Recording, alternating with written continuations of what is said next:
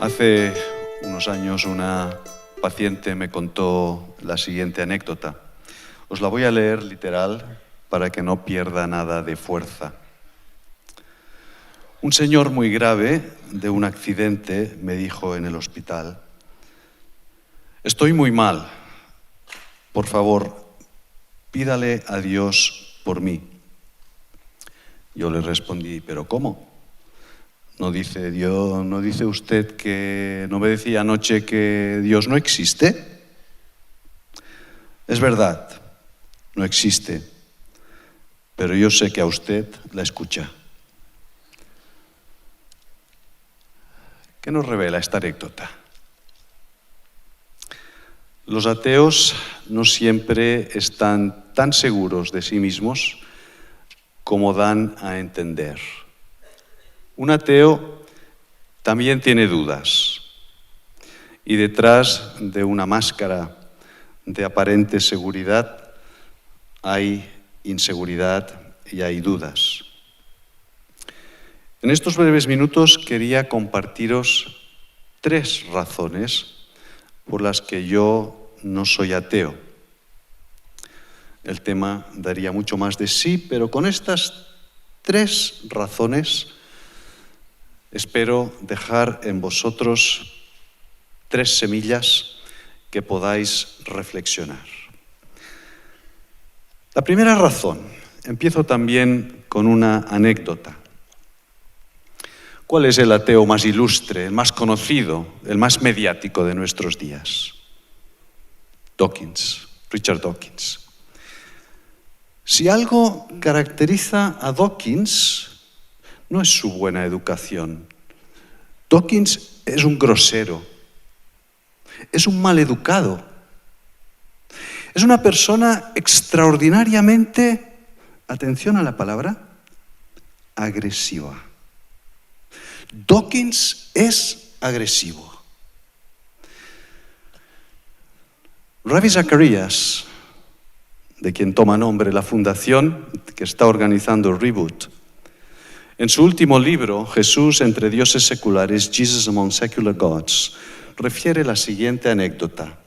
Estaba dando Dawkins una conferencia en Washington y alguien del público preguntó: ¿cómo tenemos que responder a los cristianos? ¿Qué argumentos tenemos que darles? Y Dawkins responde: búrlate de ellos, ridiculízalo, mock them, ridicule them. Esta fue su palabra, su respuesta. Interesante respuesta, ¿verdad? Como psiquiatra no puedo por menos que psicoanalizarla. No resisto a la tentación de psicoanalizar la agresividad de Dawkins. Y este es mi primer argumento. ¿Qué hay detrás de tanta agresividad? La respuesta desde el punto de vista psicológico es sencilla. Frustración, inseguridad, vacío. Cuanto más segura se siente una persona de sí misma, tanto menos necesita recurrir a la violencia, sea verbal o sea del tipo que sea. Y esta es la razón que me lleva a mi primera respuesta. No soy ateo, en primer lugar, porque el ateísmo deja unos vacíos, deja unas preguntas básicas en la vida sin responder. Y estas preguntas generan agresividad en el peor de los casos, como Dawkins, o frustración en el mejor de los casos. La frustración es un sentido de vacío que se describe perfectamente en el libro del Eclesiastés en la Biblia. Vanidad de vanidades, todo es vanidad, vacío. Y cuando uno experimenta la frustración es porque no ha podido responder a las grandes preguntas que nos hace la vida. Estamos aquí, uno de los lemas de Reboot es responder a tus preguntas. ¿Cuáles son las preguntas más importantes que como seres humanos nos hacemos en esta vida? Piénsalo por un momento. ¿Cuáles son las preguntas que llenan una vida y cuya respuesta nos da satisfacción y su ausencia de respuesta genera frustración y agresividad? Yo sugiero que son tres. Son tres preguntas básicas que son las que nos permiten tener una filosofía de vida, una cosmovisión, pero sobre todo las que nos satisfacen las necesidades más profundas del alma. Primera pregunta, ¿de dónde vengo? ¿De dónde vengo? Un sentido de origen. En segundo lugar, ¿para qué estoy en esta vida? ¿Para qué? ¿Cuál es el propósito de la vida? Un sentido de identidad, ¿de dónde vengo? Un sentido de propósito. Y en tercer lugar, ¿a dónde voy? ¿A dónde voy? ¿Se acaba la vida aquí? Esperanza. Recordad estas tres preguntas y estas tres palabras. Una identidad. ¿De dónde vengo? ¿Quién soy? El ateo responde a esta pregunta: soy un puñado de genes y células. Un simple puñado de genes y células. Y como tal puñado, cuando se acaba la vida, se acaban los genes y se acaban las células y se acabó todo. El materialismo, sea en su versión científica o sea en la versión filosófica o política, el materialismo en todas sus versiones es un sistema que se basa simplemente en que somos un puñado de genes y células. Y como veremos después, esto genera una profunda desesperanza. La tercera de las respuestas es cero. Cero. Pero llegaremos a esto después. No hay un sentido de identidad. Si soy simplemente puñados y células, genes y células, un puñado de genes y células, ¿para qué estoy aquí? La segunda pregunta, ¿cuál es el propósito de esta vida? ¿Para qué?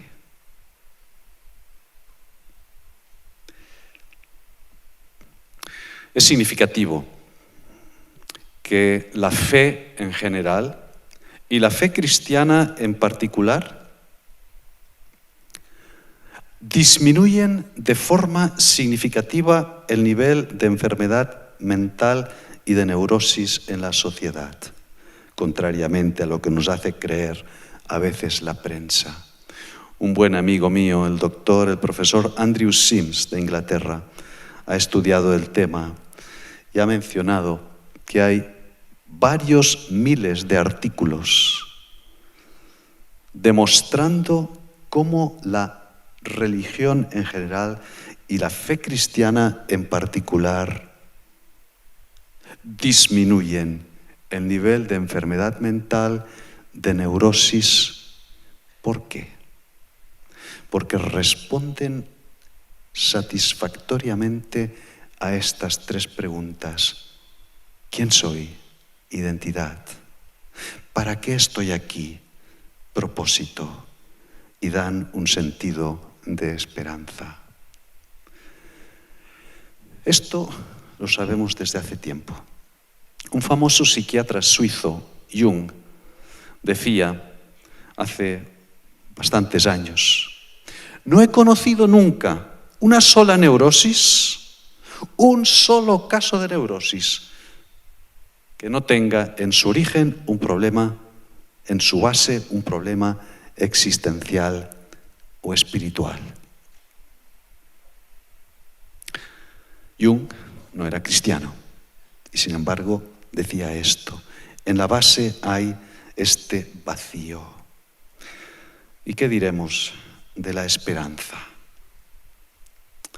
El ateísmo es un sistema que no puede dar un sentido claro de identidad, no puede dar un sentido claro de propósito, pero sobre todo el gran déficit del ateísmo para mí es que es un sistema sin esperanza. El ateísmo es una fábrica de desesperación. Vamos a tomar un ejemplo muy sencillo. Vas a pasear por el campo y ves un paisaje precioso y te asombras y le das gracias. ¿A quién le das gracias? Tú, como creyente, yo le doy gracias a Dios. Y me regocijo porque le puedo dar gracias a Dios. ¿A quién le da gracias un ateo? Al azar. Gracias, azar. Gracias, azar, por haber hecho esto tan precioso. No quiero burlarme de la creencia de un ateo, lejos esté de mí hacerlo. Pero es triste tener que darle gracias a una cosa al azar. Gracias, azar, por este paisaje tan precioso. El ateísmo es en sí mismo generador de desesperanza. No soy ateo, en primer lugar, porque el ateísmo no satisface las necesidades más profundas del ser humano. Como dice Ravi Zacharias, ni las preguntas de la mente, ni los anhelos del alma. No los satisface el ateísmo. Para cerrar este primer argumento en el que me he querido desarrollar un poquito más que nosotros, porque para mí como psiquiatra es el crucial. Hemos visto que entre las personas con fe hay un índice de salud mental mayor. ¿Y qué diremos? ¿Qué diremos de la forma de morir de una persona creyente, de una persona atea? Uno de los grandes precursores del materialismo naturalista se hizo poner en la lápida una sola palabra. Le bastó resumir su vida con una palabra, ni siquiera necesitó una frase. No sé si está puesta en el bosquejo. La palabra es infelicissimus. No hace falta saber mucho latín, ¿verdad? No hace falta saber mucho latín para saber lo que significa la palabra infelicissimus. Este fue el epitafio que este pionero del naturalismo, del cientifismo materialista o el materialismo científico se hizo poner en la lápida. Profundamente desgraciado, infeliz. Este era el resumen de su vida. Pero vamos a lo que decíamos, ¿cómo muere un ateo y cómo muere un creyente? No lloréis como los que no tienen esperanza, decía el apóstol Pablo, porque hay dos posibilidades de llorar. Se puede llorar con lágrimas llenas. Hay lágrimas llenas de esperanza. Y estas lágrimas, como decía Unamuno, las lágrimas llenas de esperanza curan Pero hay otras lágrimas que son lágrimas vacías.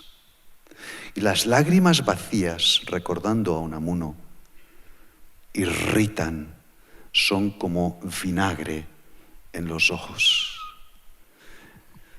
El ateo muere sin esperanza, porque simplemente es un puñado de genes y células, y ve la vida simplemente como un azar.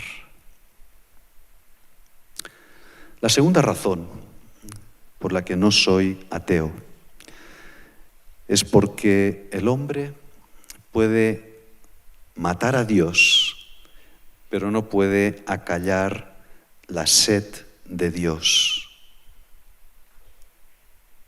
El hombre puede matar a Dios. ¿Quién acuñó esta frase? ¿Lo sabéis? No veo a nadie, pero quiero oír. ¿Quién acuñó la frase Dios ha muerto? Nietzsche. Muy bien. Nietzsche. El hombre puede matar a Dios. Nietzsche pudo matar a Dios en su corazón. Pero hay algo que él no podía hacer. Matar su necesidad de Dios. Lo que el salmista llama su sed de Dios. Porque yo puedo matar a Dios, pero no puedo matar mi sed de Dios. Un escritor inglés, Julian Barnes, en su autobiografía, que se titula Nada de lo que temer, publicada en el 2008, es un escritor que se define a sí mismo como ateo. Dice: no creo en Dios, pero le echo de menos. ¡Qué tremenda frase! No creo en Dios, pero lo echo de menos. Hemos visto en primer lugar el enorme vacío que deja el ateísmo, que se manifiesta en forma de frustración, de agresividad, de desesperanza. Pero ahora estamos viendo una sed que nada ni nadie puede llenar. ¿Sabéis dónde acaban muchos ateos? ¿Sabéis cuál es su siguiente estación en su trayecto vital? Los horóscopos o las religiones orientales, el oscurantismo, la oscuridad. ¿Por qué? Porque el ser humano puede acallar, puede matar a Dios, pero no puede acallar su sed de Dios. Yo puedo reprimir a Dios, pero no puedo acallar lo que el gran psiquiatra austríaco Viktor Frankl llama la religiosidad inconsciente, que sigue hoy más viva que nunca. Y por ello, cuando el hombre mata a Dios, se crea sus dioses laicos. Crea dioses laicos. En tercer y último lugar, no soy ateo, porque creer en el origen materialista del universo requiere mucha fe. Como ha dicho un autor alemán, no tengo suficiente fe para ser ateo. Quisiera leeros aquí unas declaraciones de un conocido científico físico especialista en cosmología. Atención al dato porque él no es creyente. Sir Fred Hoyle, hablando de la posibilidad de que el universo y por tanto el ser humano sea resultado de lo que se llaman las mutaciones espontáneas, es decir, del azar, dice: la posibilidad de que el universo se haya formado solamente por azar equivale a que un huracán entre en un desguace y que a su paso deje un avión montado. Bonita manera de ponerlo, sobre todo de labios de un no creyente. Entra un huracán en un almacén de desguace y al acabar, patapum, un avión montado. Bonito milagro. Este es estadísticamente el porcentaje de posibilidades de que el universo se haya creado así. Realmente la fe del ateo requiere un esfuerzo de credulidad bastante mayor que la fe cristiana. Cuando alguien me dice no creo en Dios y se declara firmemente ateo, le digo, admiro tu fe. Esta es la primera reacción que yo tengo con esta persona. Admiro tu fe. Porque el ateo tiene una fe, un sistema de valores, una creencia y tiene un gran Dios. Por desgracia, un Dios impersonal, el Dios azar. El Dios azar al cual adora. Permitidme cerrar este punto. Me quedan 5 minutitos, 5 minutos justos. Cierro este punto con una ilustración que como psiquiatra no puedo obviar. Y además la aprendí de un profesor que era ateo y que no supo darme explicación. Cuando estaba haciendo la especialidad en psiquiatría, nos contaba sobre la conciencia reflexiva. ¿Qué es la conciencia reflexiva? Bueno, un animal se da cuenta. Punto y aparte. Se acabó la historia. Yo me doy cuenta de que me doy cuenta. Esta doble vuelta de la conciencia es lo que se llama conciencia reflexiva. El ser humano se da cuenta de que se da cuenta. ¿Os lo habíais preguntado alguna vez? ¿Os suena filosófico lo que os estoy diciendo? Corred al acabar e id al lavabo del espejo. Al espejo del lavabo, perdón. Id al espejo del lavabo. Id al espejo. Poneos delante del espejo. ¿Os reconocéis? Espero que sí. Si no os reconocéis, mal asunto. ¿Por qué sois capaces de reconoceros delante del espejo? Porque tenéis conciencia reflexiva. Ahora, coged a un gato, a un perro o a un bebé y ponedlo delante del espejo. ¿Se reconoce? Por supuesto que no. Lo arañará o no hará nada o ladrará, porque no tiene conciencia reflexiva. Hay muchísimas razones por las que no soy ateo, pero no quiero concluir sin decir algo positivo. No soy ateo simplemente porque el ateísmo deja estas 3 grandes carencias, vacíos de los que he hablado, sino que soy ateo, no soy ateo, soy cristiano por una razón positiva.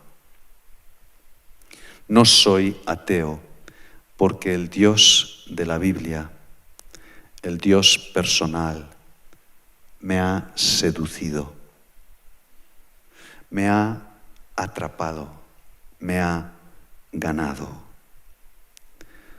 especialmente en la persona de Cristo.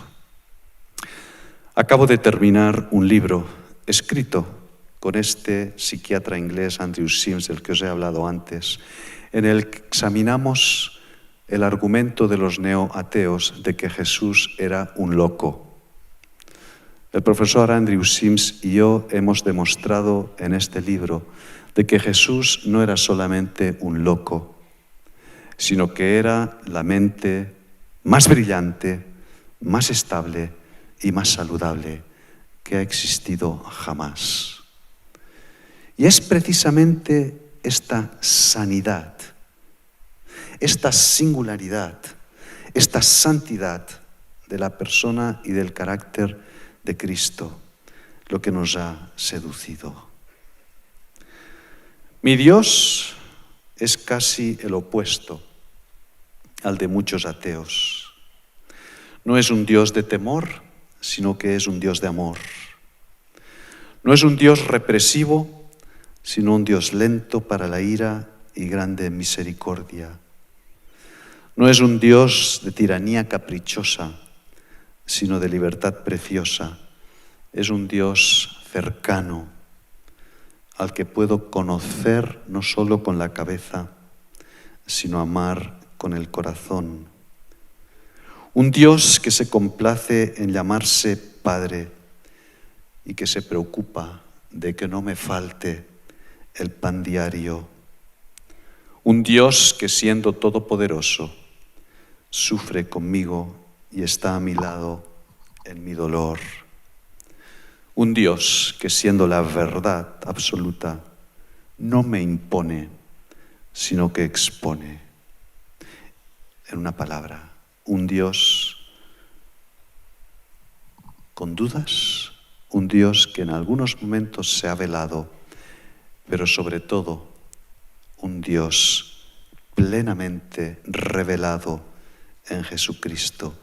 Este Jesucristo que, como ya se ha dicho esta mañana, por lo menos en un par de ocasiones, vino para decir: he venido para que tengáis vida y vida en abundancia, identidad, propósito, esperanza.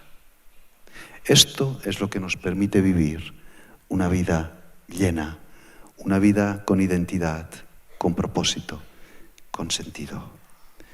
Cristo es la respuesta última al problema de esta vida, a la agresividad del ateo, a sus necesidades más profundas.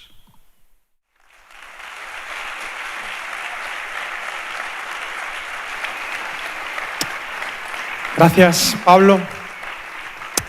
Y bueno, no sé si habéis hecho ya algunas preguntas, pero hay varias aquí, ya las habéis votado, no sé si has podido entrar ahí. Bueno, a ti como psiquiatra quizá puedes ayudarnos. Hay una que dice algo así como: la presencia de Dios no es una emoción creada por la mente que simplemente nos hace sentir bien. Y hay otra, que estoy buscando por aquí, que viene a decir algo así, que no es simplemente Dios algo que hemos inventado para responder las dudas que tenemos en nuestra mente. Estas dos preguntas.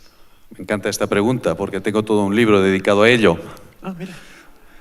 ¿Es la fe solamente autosugestión? Vamos a ver, ¿qué es la autosugestión? La autosugestión la definió muy bien, la creó un autor francés llamado Émile Coué. El lema de la autosugestión es: cada día, cada vez mejor, en todas las cosas. En todas las cosas, cada día, cada vez mejor. ¿Puedo decir esto yo como cristiano? Pues la verdad es que no. Algunos cristianos pueden decir, en muchas cosas, cada día un poquito peor. Un poquito peor. La vida cristiana no es una póliza de seguros. La fe en Dios no me hace sentir mejor cada día. Al contrario, como dijo alguien, el obispo luterano Dibelius, la vida cristiana nos añade un plus, una propina de... Ah, amigo, ¿de qué? De dificultad. Es muchísimo más fácil vivir no siendo cristiano, os lo puedo asegurar. Ser cristiano le añade a la vida un plus de dificultad. Por tanto, de autosugestión, nada. Funciona exactamente a la inversa que una autosugestión. Lo que sí es cierto es que el creyente lo que hace es responder a estos vacíos de los que antes hablábamos. Y es en la medida que responde a estos vacíos que hay una sensación profunda de bienestar. Un bienestar profundo, pero que alcanza su máxima expresión en el futuro, cuando estemos, como se nos ha anticipado ya hoy, en el cielo. Si alguien está interesado en profundizar en el tema de la fe como autosugestión, podéis consultar alguna de mis obras, de mis libros, especialmente el de Psicología de la Oración. Gracias. Bueno, se está volviendo loco el programa, está subiendo, es como una especie de ranking. Entonces, vamos a ver la más votada ahora mismo. Dice, ¿cómo digo y explico a la gente lo que siento por Dios? ¿Cómo vivo a Dios? ¿Cómo puedo explicarlo? Qué bonita es esta pregunta, me gusta mucho. Me gusta porque no dice, no pone el énfasis en los argumentos, en la convicción intelectual. Este es un concepto que ya ha salido en la reunión hoy. La fe cristiana no es simplemente estar de acuerdo con una serie de premisas más o menos intelectuales, lógico-racionales, que también lo es, sino que sobre todo la fe cristiana es algo que se experimenta. La fe cristiana es experimentar el poder transformador de Cristo para mi vida, como acabamos de escuchar en el precioso testimonio de nuestro querido hermano. Dios cambia mi vida, porque el Evangelio no es otra cosa que un plan de rescate que viene a resolver un estado de emergencia que se llama pecado. Un plan de rescate, la salvación, que viene a resolver un estado de emergencia que se llama pecado. Por esto me gusta tanto la forma de formular la pregunta. Se trata de compartir cómo Cristo ha transformado tu vida. Y el poder de Cristo nos habla de muchas otras verdades, pero es legítimo empezar con tu experiencia subjetiva, cómo Cristo ha transformado tu vida. Y a partir de ahí, esta vida llena que tú tienes en Cristo. Porque tus amigos no se van a convertir, no van a conocer el Evangelio, no van a llegar al cristianismo porque les atrae la verdad, sino porque les atraes tú, tu forma de ser. Te verán alegre, te verán feliz, te verán contento, verán algo distinto. Tú les vas a atraer, porque verán a Cristo en ti. Muchas gracias, Pablo. Hay una pregunta que está subiendo como la espuma, que creo que es la que sigue a esta, que dice, no sé si está muy bien planteada, pero afirma, ¿por qué no se puede parar la tentación y lo malo que quiere la mente? ¿Por qué no se puede parar la tentación y lo malo que quiere la mente? A lo mejor sí se puede, Pablo. Esperemos. A ver. Difícil esta pregunta, ¿eh? Sí, pero aquí está subiendo y... Vamos a ver. ¿Cuál es la mejor manera de parar la tentación? Vamos a llamar a las cosas por su nombre. Probablemente estamos hablando de la tentación sexual, porque no creo que nos estemos refiriendo a la gula, por ejemplo. Sí. A ver, a veces en un buen restaurante o delante de buena comida también es difícil. Pero vamos a centrarnos en la tentación sexual, que probablemente nos estamos refiriendo a esto, ¿verdad? Sí. La mejor manera de parar la tentación sexual es empezando con el pensamiento. En nuestra mente hay 3 habitaciones. No os olvidéis de esta ilustración. Hay 3 habitaciones en nuestra mente. Nuestra mente es como un edificio en el que hay 3 habitaciones. Una habitación que se llama mente y que se expresa en sentimientos. Una habitación que se llama emociones y se expresa en sentimientos. Y otra habitación que se llama voluntad y se expresa en decisiones. Si queréis parar la tentación a tiempo, tenéis que empezar con el pensamiento. Con el pensamiento. Intentar parar la tentación en los otros 2 niveles y sobre todo en el de los sentimientos es batalla perdida. Tenéis la batalla perdida, no lo intentéis. Es como intentar coger un pez en una pecera con la mano. Se os va a escurrir vez tras vez. Tenéis que empezar en el pensamiento. Esto es lo que la moderna ciencia llama la terapia cognitiva y que el apóstol Pablo ya describe de forma fantástica en sus epístolas, cuando dice, llevando cautivo todo. No dice sentimiento, no dice decisión, dice llevando cautivo todo pensamiento a la obediencia a Cristo. ¿Quieres evitar la tentación? Limpia tu cuarto de los pensamientos, límpialo. Pon un poquito de higiene en el cuarto de los pensamientos y verás cómo aligeras la carga de los sentimientos. Esta es la mejor manera de evitarlo. La que tiene 48 votos. ¿Por qué Dios creó al hombre si sabía que iba a pecar? ¿Ha creado el pecado el mismo Dios entonces? ¿Creó a Satanás, el mal, todo este tema? La segunda parte de la pregunta me es mucho más fácil de responder que la primera. La primera frase, la primera pregunta que me ha leído Alex, ¿por qué Dios creó al hombre si sabía que iba a pecar? La respuesta es muy sencilla, no lo sé. No lo sé. Y con toda humildad os digo que no lo sé.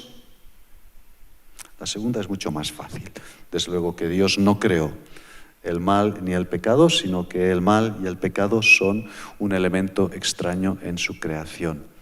Pero no quiero dejaros así simplemente con la idea de la ignorancia, de que no sé responder. Lo que sí está claro es que si Dios, que está fuera del tiempo, sabía de antemano todo lo que iba a ocurrir y a pesar de todo, creó al ser humano sabiendo, como también hemos oído, el precio costosísimo que le iba a suponer, es porque lo que nos tiene reservado y que ya empezamos ahora a vislumbrar es inmenso, es extraordinario. A veces tenemos la impresión de que Dios es el tirano que nos ha puesto en este mundo como un padre irresponsable que pone hijos en el mundo. Esto no es así, ¿eh? Cuando Dios decide crear al ser humano, lo hace sabiendo que esto le va a costar un sufrimiento inmenso. ¿A quién? ¿Al hombre? Sí, pero a él más. Si alguien ha sufrido en esta historia, si alguien ha sufrido en todo el drama de la creación del ser humano, no solo el ser humano, es Dios primero. Dios ha sufrido mucho más que el ser humano en la cruz. La historia de la cruz es la respuesta a esta pregunta.